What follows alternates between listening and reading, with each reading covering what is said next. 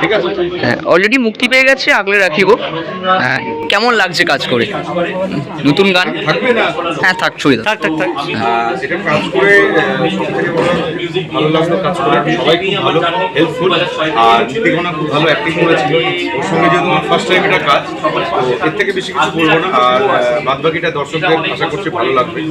আর আরেকটা জিনিস বলতে চাই, সেটা হচ্ছে এই কাজের বিষয়ে মোটামুটি 1 মাস আগে থেকে সুমনের সঙ্গে আমার এটা নিয়ে আলোচনা হয়েছিল।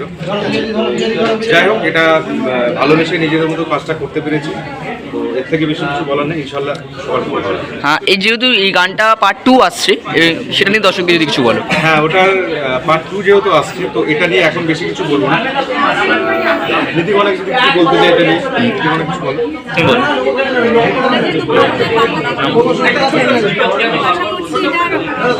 এটা অনেকটা বড় হবে। যেহেতু আমরা কাজ করেছি, টিমের আমার পরিচয় ছিল সুমনদের সাথে, বাকি সবাই নতুন, কিন্তু কাজটা একেবারে মনে হয়নি যে আমরা মানে নতুন পরিচিত। সবাই খুব ফ্রেন্ডলি ভাবে কাজ করেছি, খুবই পরিশ্রমকরও কাজ করেছি। ভেবেছিলাম আমরা এক দিনের মধ্যেই কাজটা করবো, আমাদের সবাই খুব আনন্দ করে। তবে দর্শকদের উদ্দেশ্যে আমি একটাই কথা বলবো, নিজেদের কাজ হলে ভালো, তার মধ্যে কোনো ভুল নেই এটা তো নয়।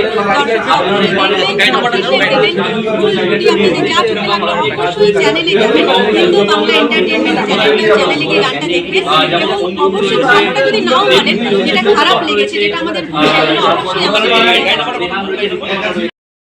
তুমি গানটা একটু শুনিয়ে দাও দর্শকদেরকে।